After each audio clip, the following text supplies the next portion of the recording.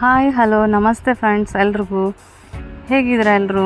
ಎಲ್ಲರೂ ಚೆನ್ನಾಗಿದ್ದೀರಾ ಅಂತ ಭಾವಿಸ್ತಾ ಇವತ್ತು ನಮ್ಮ ಅತ್ತೆ ಸೊಸೆ ಅಡುಗೆ ಚಾನಲ್ನಲ್ಲಿ ನಾನು ಟೊಮೆಟೊ ತಿಳಿಸಾರನ್ನು ಮಾಡ್ತಾಯಿದ್ದೀನಿ. ಅದಕ್ಕೆ ಏನೇನು ಇಂಗ್ರೀಡಿಯೆಂಟ್ಸ್ ಬೇಕು ಅಂತ ನೋಡೋಣ ಬನ್ನಿ. ಇವಾಗ ಒಂದು ಟೊಮೆಟೊ, ಕರಿಬೇವು, ಹಳ್ಳುಪ್ಪು, ಬೆಳ್ಳುಳ್ಳಿ, ಕೊತ್ತಂಬರಿ, 1 ಟೀ ಸ್ಪೂನಷ್ಟು ಅಚ್ಚ ಖಾರದ ಪುಡಿ, ಸ್ವಲ್ಪ ಜೀರಿಗೆ, ನೆಕ್ಸ್ಟ್ ಅರಿಶಿನ ಪುಡಿ. ಇದನ್ನೆಲ್ಲನೂ ನಾನಿವಾಗ ಮಿಕ್ಸಿಲಿ ಗ್ರೈಂಡ್ ಮಾಡ್ಕೊಳ್ತೀನಿ. ನೋಡಿ, ಈ ಥರ ಪೇಸ್ಟ್ ಮಾಡ್ಕೋಬೇಕಾಗುತ್ತೆ. ನಾವು ಒಗ್ಗರಣೆಗೆ ಎಣ್ಣೆಯನ್ನು ಕಾಸಲಿಕ್ಕೆ ಇಟ್ಟಿದ್ದೀನಿ. ಇವಾಗ ಇದಕ್ಕೆ ಜೀರಿಗೆ, ಸಾಸಿವೆ ಹಾಕ್ತಾಯಿದ್ದೀನಿ.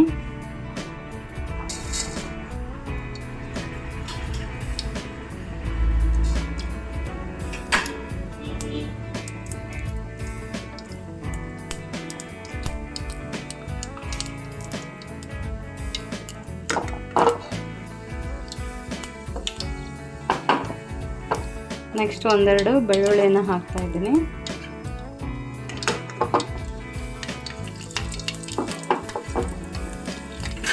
ಆಮೇಲೆ ಪೇಸ್ಟ್ ಮಾಡ್ಕೊಂಡಿರ್ತೀನಲ್ವ ಅದನ್ನೆಲ್ಲ ಆ್ಯಡ್ ಮಾಡ್ತಾ ಇದ್ದೀನಿ.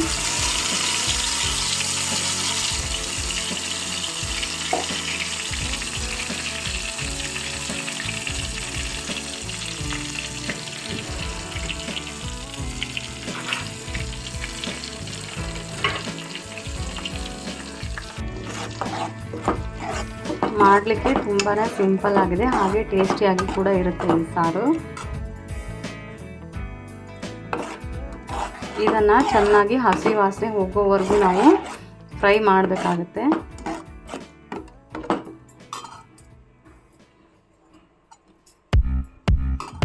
ಬಬಲ್ಸ್ ಬರೋವರೆಗೂ ನಾವು ಫ್ರೈ ಮಾಡಬೇಕು.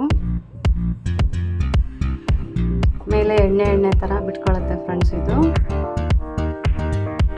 ನೋಡಿ, ಈ ಥರ ಬಬಲ್ಸ್ ಬರಬೇಕು, ಅಂದರೆ ಚೆನ್ನಾಗಿ ಫ್ರೈ ಆಗಿದೆ ಅಂತ ಅರ್ಥ ಆಗಿದೆ.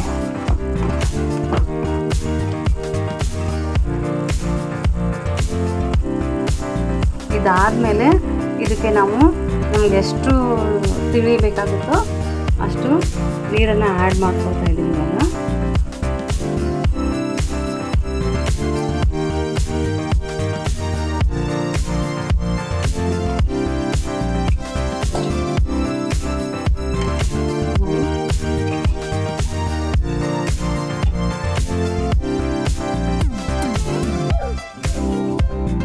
ಇದಕ್ಕೆ ಯಾವುದೇ ಥರ ಮಸಾಲೆಯನ್ನು ಆ್ಯಡ್ ಮಾಡ್ತಾ ಇಲ್ಲ.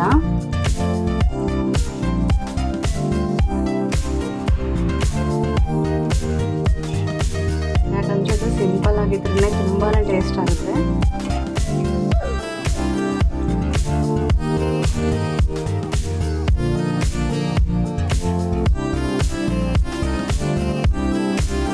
ಇದಕ್ಕೆ ನಾನಿವಾಗ ಸ್ವಲ್ಪ ಬೆಲ್ಲನ ಹಾಕ್ಕೋತಾ ಇದ್ದೀನಿ. ಒಂದು ಸ್ವಲ್ಪ ಹಾಕ್ಕೋಬೇಕು ಫ್ರೆಂಡ್ಸ್. ಅದು ಬೇಕಾದವರು ಇಷ್ಟ ಇದ್ದರೆ ಮಾತ್ರ ಹಾಕ್ಕೋಬೋದು, ಇಲ್ಲಾಂದರೆ ಅದನ್ನು ಕೂಡ ಸ್ಕಿಪ್ ಮಾಡಬಹುದು ನಾವು.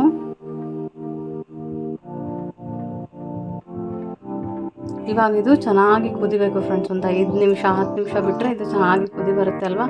ಆವಾಗ ಫ್ಲೇಮ್ ಆಫ್ ಮಾಡಿಬಿಡ್ಬೇಕು.